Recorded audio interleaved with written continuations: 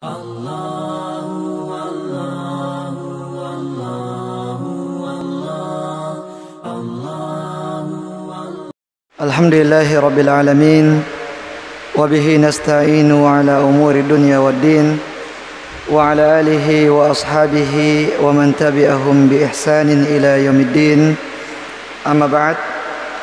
Hadirin jamaah salat maghrib yang dimuliakan oleh Allah Subhanahu wa taala. Alhamdulillah, segala puji bagi Allah Subhanahu wa taala yang telah memberikan kita kesempatan untuk kembali bermajelis ilmu di masjid ini, dan salam dan salawat kepada Nabi kita Muhammad sallallahu alaihi wasallam. Jamaah yang dimuliakan oleh Allah Subhanahu wa taala, sebagaimana biasanya pada setiap malam Senin di masjid kita ini antara maghrib dengan isya, kita membahas sebuah kitab yang berjudul Umdatul Ahkam. Ya, Umdatul Ahkam yang berisi tentang hadis-hadis yang berbicara tentang masalah fikih. Dan kita katakan bahwasanya fikih itu bisa kita bagi menjadi dua bagian.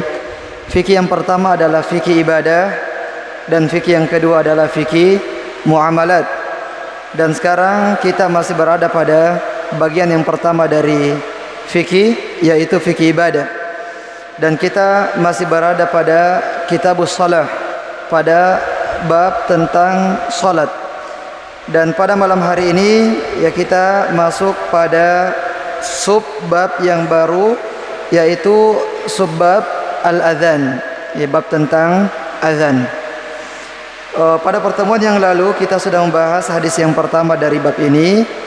Sekarang kita akan melanjutkan pada hadis yang kedua. Hadis yang kedua, an Abi Juhayfah Wahb bin Abdullah As-Suwa'i radhiyallahu ta'ala anhu qala ataitu an-nabiy sallallahu alaihi wasallam fi qubbatin lahu hamra min adam qala fa kharaja Bilalun biwudu'in famin nadihin wa min na'il. Jadi dari sahabat Nabi sallallahu alaihi wasallam yang bernama Abu Juhayfah Wahb bin Abdullah, dia mengatakan, ya, saya pernah mendatangi Nabi sallallahu alaihi wasallam di dalam kemahnya, ya, di dalam kemahnya dalam sebuah safar, ya, dan sebagian ulama menyebutkan safar ini adalah pada safar Fatu Makkah, ya, pada Fatu Makkah di mana Rasulullah tinggal di Makkah itu beberapa hari, ya, dan ketika Rasulullah ingin kembali ke Madinah, maka tentu saja perjalanan dari Makkah ke Madinah itu tidak ditempuh dalam satu hari saja, ya, karena perjalanan dulu memakan waktu yang lama, ya, sekitar 8 hari 8 malam perjalanan dari Mekah ke Madinah. Sehingga di malam hari tentu saja Rasulullah dan para sahabatnya akan beristirahat. Sahabat ini pernah mendatangi Nabi SAW, ya, di kemahnya. Kemudian ternyata Bilal bin Rabah keluar dari kemah tersebut dengan membawa bejana yang berisi air sisa wudunya Nabi SAW.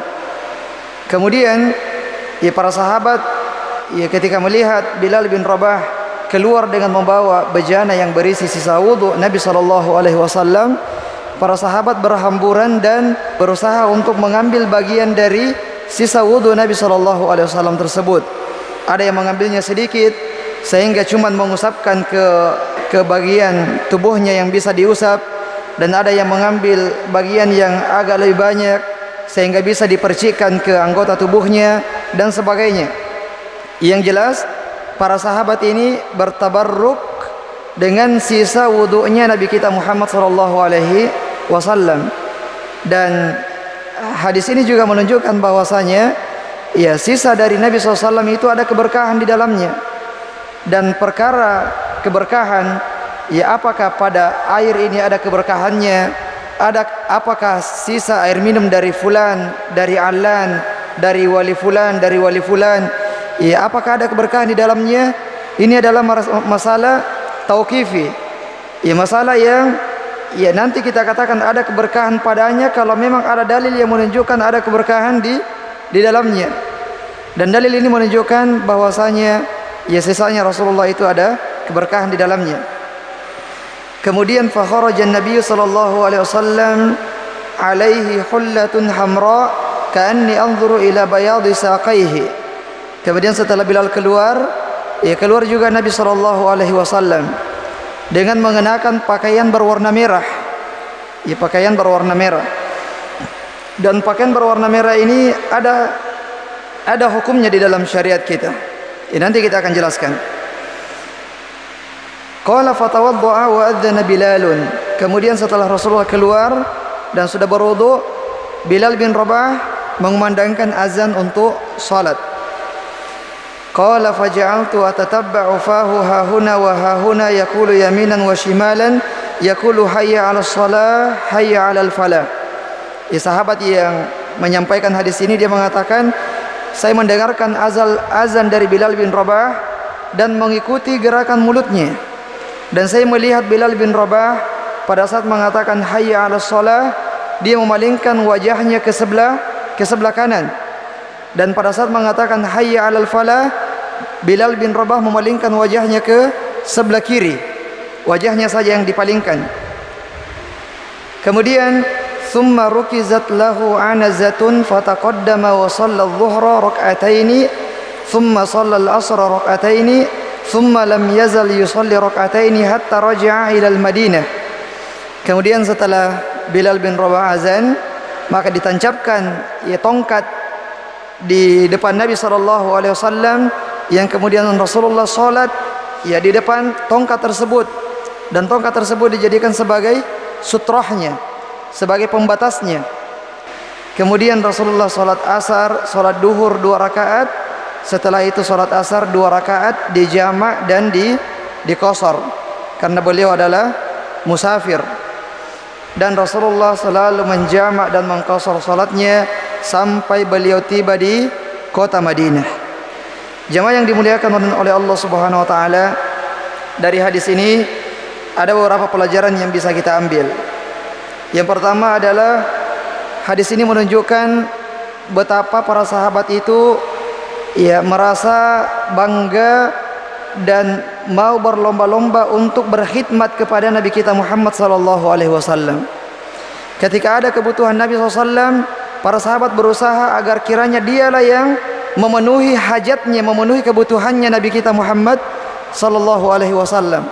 Bahkan dari sisi mengambilkan air wudu, yang menyiapkan air wudu untuk digunakan Nabi SAW berwudu, itu para sahabat melakukannya.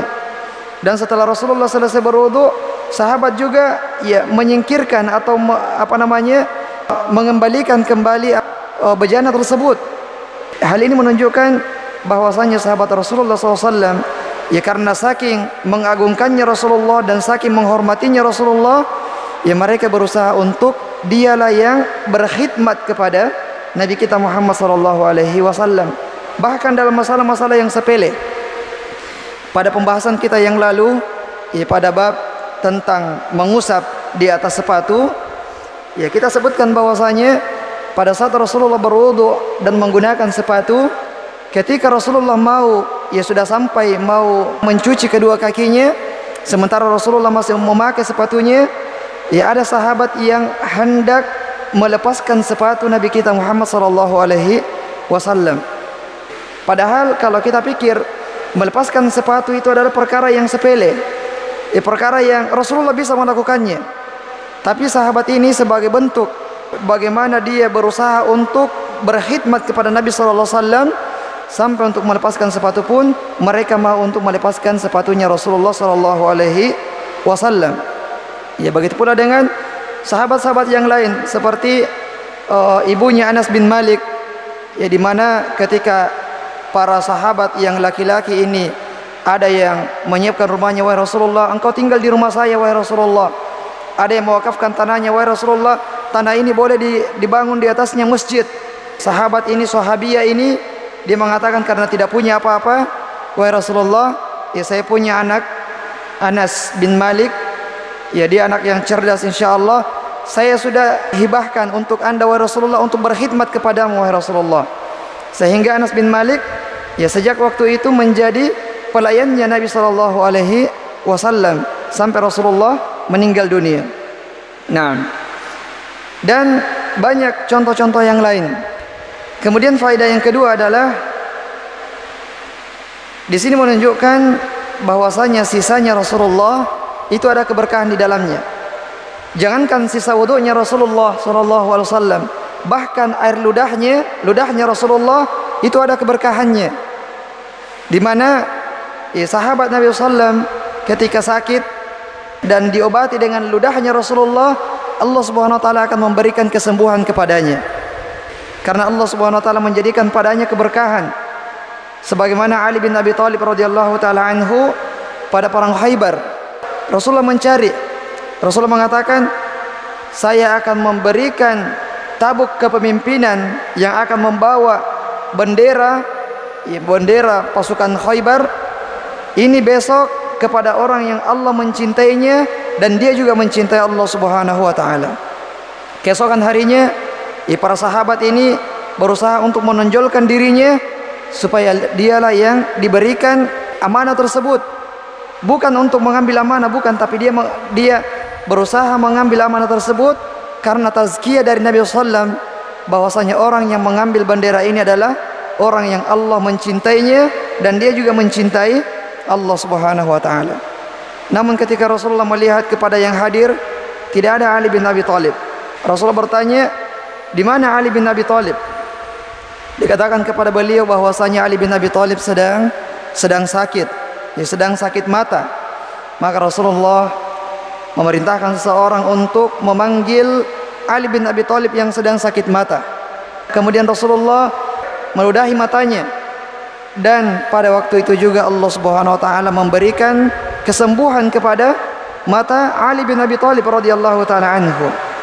Dan juga perkataan seseorang utusan dari orang-orang Quraisy pada perjanjian Hudaybiyah, ketika Rasulullah mau melakukan ibadah umrah, mau masuk ke dalam Mekah untuk melakukan ibadah umrah, ternyata orang-orang kafir Quraisy tidak mengizinkan Nabi SAW untuk masuk ke dalam kota Mekah. Akhirnya diutuslah seorang utusan untuk berdiskusi dengan Nabi SAW. Nah, orang ini pada saat melihat bagaimana penghormatan sahabat Nabi SAW kepada Rasulullah, dia mengatakan kepada orang-orang kafir Quraisy, jangan kalian coba-coba untuk menghalangi Muhammad dan para sahabatnya. Jangan kalian coba-coba untuk melawan Muhammad dan para sahabatnya. Sungguh saya sudah pernah mengunjungi raja-raja di dunia ini. Saya pernah bertemu dengan Raja Persia, saya pernah bertemu dengan Raja Romawi, saya pernah bertemu dengan Raja Mesir.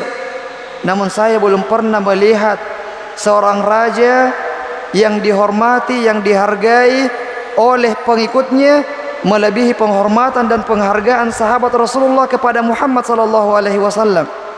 Betapa tidak, di antara bentuk penghargaan mereka dan penghormatan mereka kepada Nabi SAW adalah tidaklah Rasulullah berbicara kecuali mereka akan diam semuanya mendengarkan dengan baik. Dan tidaklah Rasulullah meludah, melainkan mereka akan berusaha untuk mengambil ludah tersebut dan menggosokkannya di badan mereka, yang dimana ini tidak akan pernah dia dapatkan pada Raja Romawi, Raja Persia, tidak ada. Ini hanya ada pada Nabi kita Muhammad SAW. Dan ini menunjukkan jemaah sekalian, masalah keberkahan tidak boleh kita sembarangan. Jangan kita sembarangan mengalap berkah dari sana dan dari sini. Bahkan dari masjid-masjid tidak boleh. Seseorang misalnya menggosok-gosok dinding-dindingnya Masjid Nabawi atau dinding-dindingnya Masjidil Haram, yang kadang-kadang kita lihat, kalau kita pergi umrah, kita pergi haji, kadang-kadang orang-orang yang jahil itu digosokkan pakai tangannya, pakai surbannya, pakai bajunya, dinding-dindingnya Masjid Nabi atau Masjidil Haram atau dinding-dindingnya Ka'bah. Padahal Ka'bah sendiri kita tidak diperintahkan untuk mengusapnya kecuali dua bagian saja. Yang pertama adalah Hajar Aswad, kita disunahkan untuk mencium Hajar Aswad. Kalau tidak bisa dicium, diusap saja.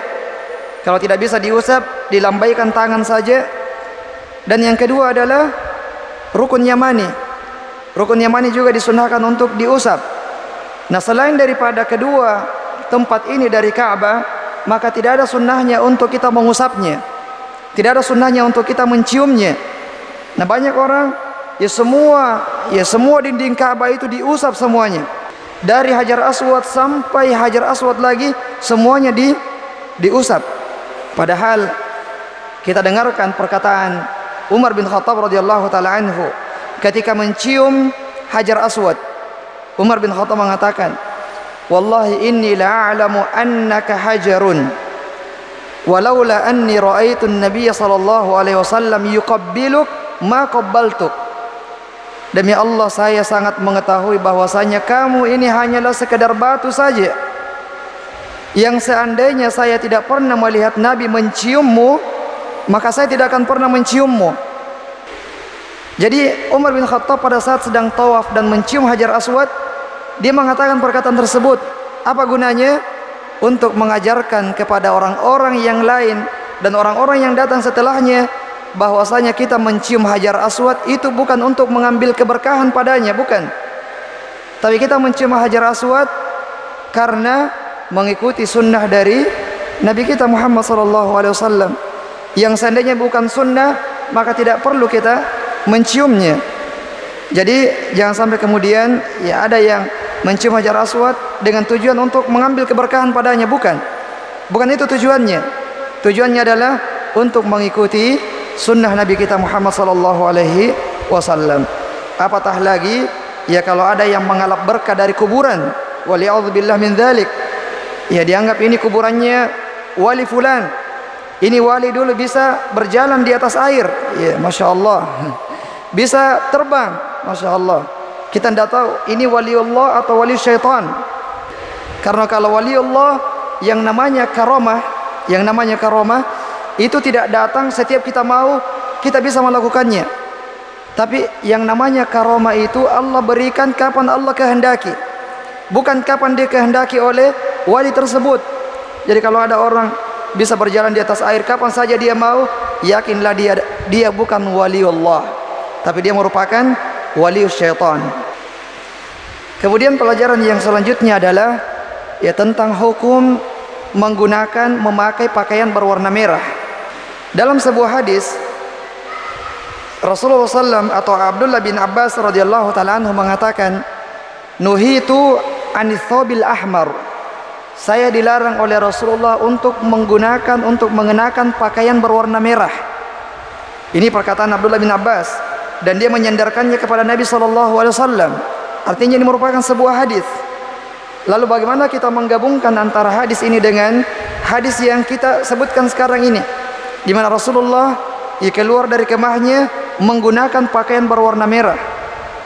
Sebagian ulama kita menggabungkan kedua dalil ini dengan mengatakan bahwasanya yang dilarang adalah pakaian yang berwarna merah khalis, 100% berwarna merah. Adapun jika warna merah tersebut ada campurannya, ada garis-garisnya misalnya, atau ada campuran warna yang lain, maka ini tidak masuk dalam larangan Nabi SAW. Ya karena ada dalil yang melarangnya dan ada dalil yang menunjukkan bahwasanya Rasulullah mengenakan pakaian berwarna merah. Nah, untuk menggabungkan antara keduanya, karena keduanya adalah dalil yang sahih, maka ulama mengatakan bahwasanya pakaian berwarna merah yang dilarang adalah pakaian yang berwarna merah 100% dan tidak ada campurannya warna-warna yang lain. Nah, kemudian faedah yang selanjutnya jamaah yang dimuliakan oleh Allah Subhanahu wa taala adalah ini diantara sunnahnya bagi muadzin, diantara adab bagi muadzin adalah pada saat mengatakan hayya 'alas shalah, memalingkan wajahnya ke sebelah kanan tanpa memalingkan semua tubuhnya. Jadi kedua kakinya tetap menghadap kiblat karena adabnya azan menghadap kiblat. Adapun pada saat mengatakan hayya 'alas shalah, cukup wajah saja yang dipalingkan ke sebelah kanan. Dan pada saat mengatakan hayya 'alal falah, cukup wajah saja yang dipalingkan ke sebelah kiri. Dan ini adalah adab yang perlu kita perhatikan dalam pada saat kita sedang khutbah. Ya meskipun mungkin kita mengatakan sekarang ini Kan ilahnya sudah tidak ada.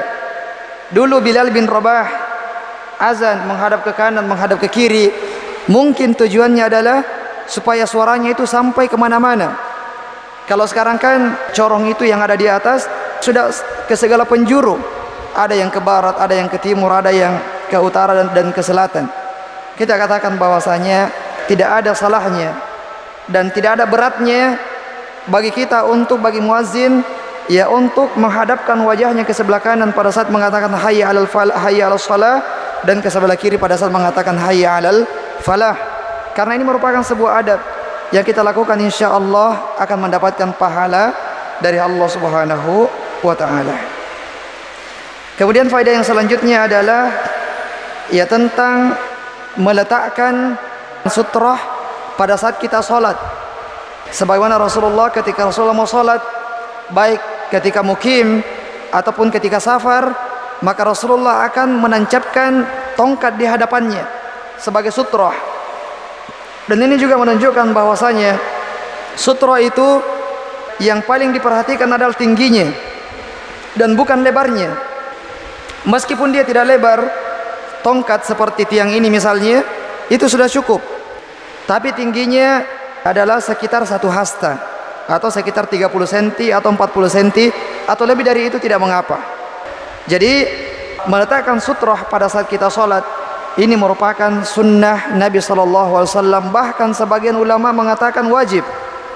Sebagian ulama mengatakan meletakkan sutrah di depan kita pada saat kita mau sholat itu adalah sebuah kewajiban bagi imam dan juga bagi orang yang sholat sendirian.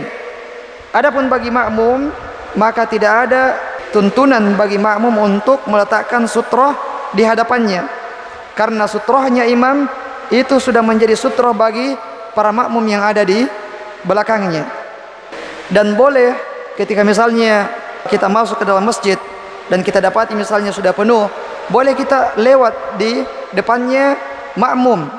Yang tidak boleh adalah lewat di depan orang yang sholat sendirian atau lewat di depan imam. Ini yang dilarang. Adapun lewat di depannya makmum pada hal-hal yang memang kita butuhkan, maka boleh. Namun kalau misalnya tidak ada hal yang mengharuskan kita lewat di depan makmum, maka tentu saja ya kita berusaha untuk tidak lewat di hadapannya. Karena biar bagaimanapun lewat di hadapannya itu akan mengganggunya. Itu akan mengganggu orang yang sholat tersebut. Namun pada saat kita membutuhkannya, maka boleh, tidak ada larangan untuk kita lewat di depan ya makmum dan bukan imam dan juga bukan orang yang sholat sendirian. Nah, dan sutra ini jamaah sekalian, kalau sekarang banyak ya, dinding ini bisa kita jadikan sebagai sutra. Ya, ada sutra yang dibuat di masjid-masjid bisa kita jadikan sebagai sutra. Bahkan orang yang sedang duduk boleh kita jadikan sebagai sutra kita. Ya, meskipun menjadikan orang sebagai sutra kita itu lebih sedikit rawan dalam artian dia bisa saja akan meninggalkan tempatnya. Ya, apalagi kalau orang awam. Ya, orang awam kadang-kadang kita sholat di belakangnya, dia menoleh ke belakang, ya ada orang sholat, dia pindah karena dia menganggap bahwasanya tidak sopan kalau dia duduk dan ada orang yang sholat di belakang. Ya, ini anggapannya. Padahal yang sebenarnya adalah justru dia ya tetap pada tempatnya. Ya, kecuali kalau ada sebuah hajat, ya dia mau buang air misalnya, ya ada yang menelpon harus keluar, ya maka tidak ada masalah. Namun kalau ada sutra yang bisa dijadikan sebagai pengganti, kita ambil untuk ya menggantikan posisi kita sebagai ya sutra orang yang sholat di belakang kita tersebut. Nah, kemudian faedah yang selanjutnya adalah tentang sunnahnya menjamak dan mengqashar sholat pada saat kita sedang safar. Ya, karena Rasulullah ketika safar, Rasulullah selalu menjamak dan mengqashar sholatnya, selalu menjamak dan mengqashar sholatnya pada saat beliau sedang safar. Nanti beliau tidak menjamak dan mengqashar kalau sudah sampai di kota Madinah. Dan dalam sebuah hadis disebutkan bahwasanya rukhsah Allah, keringanan yang Allah berikan, Allah akan senang kalau kita mengambilnya. Ya, Allah akan senang ketika ada rukhsah yang diberikan kepada kita dan kita mengambil keringanan tersebut. Artinya adalah sunnahnya adalah kita menjamak dan mengqashar salat. Tapi apakah boleh kita tidak menjamak? Boleh saja. Namun kalau kita menjamaknya dan mengqasharnya, itu lebih afdal dan lebih baik. Nah, kemudian hadis yang selanjutnya jamaah sekalian yang dimuliakan oleh Allah Subhanahu wa taala adalah an Abdullah bin Umar radhiyallahu anhuma anin Nabi sallallahu alaihi wasallam annahu qala inna Bilalan yu'adhdhinu bilailin fakulu washrabu hatta tasma'u adhan bin Ummi Maktum. Dari Abdullah bin Umar radhiyallahu taala anhuma bahwasanya Nabi sallallahu alaihi wasallam mengatakan sesungguhnya Bilal bin Rabah azan di malam hari, maksudnya di malam hari di akhir malam sebelum waktu subuh masuk. Maka makan dan minumlah kalian sampai kalian mendengarkan azannya Abdullah bin Ummi Maktum. Jadi pada zaman Rasulullah SAW itu azan subuh 2 kali, dan ini sunnah. Ya, sunnah yang mulai ditinggalkan. Ya, sunnah yang mulai ditinggalkan. Kalau di Istiba alhamdulillah ya dari dulu sampai sekarang selalu 2 kali azan untuk sholat subuh. Dan azan yang pertama ini sebelum masuk waktunya, sebelum masuk waktu subuh. Dan yang azan di zaman Rasulullah sebelum masuk waktu subuh adalah Bilal bin Rabah. Kemudian azan yang kedua pada saat waktu subuh sudah masuk. Dan yang azan pada azan yang kedua ini adalah Abdullah bin Ummi Maktum. Tujuan azan yang pertama adalah yang pertama untuk membangunkan orang-orang yang sedang tidur. Kemudian tujuan yang kedua adalah untuk mengingatkan kepada orang-orang yang sedang sholat malam bahwasanya waktu subuh ini tidak lama lagi akan masuk.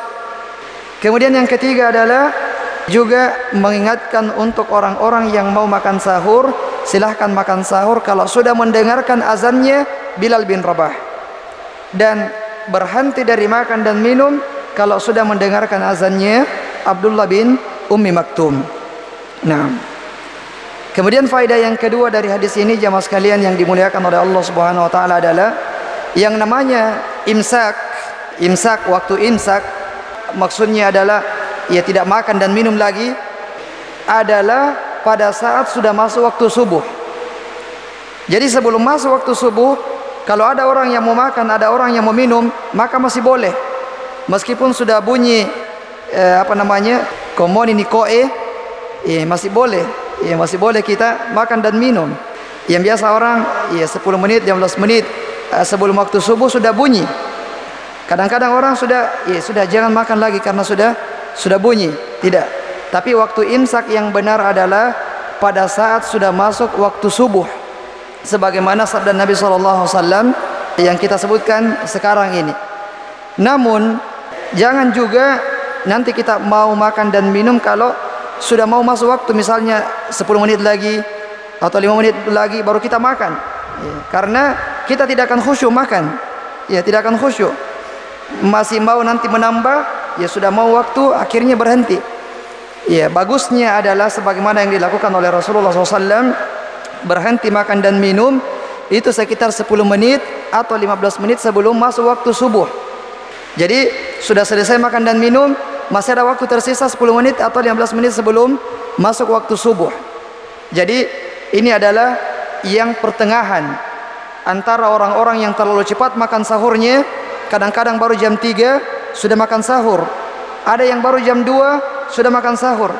Karena kalau sudah ada itu yang Pak Gandrang itu ini juga termasuk kebiasaan yang tidak baik. Apalagi di 10 malam yang terakhir, kadang-kadang kita masih sholat malam sudah bunyi, sudah lewat itu Pak Gandrang, akhirnya mengganggu kekhusyuan dan juga terlalu cepat dibangunkan orang.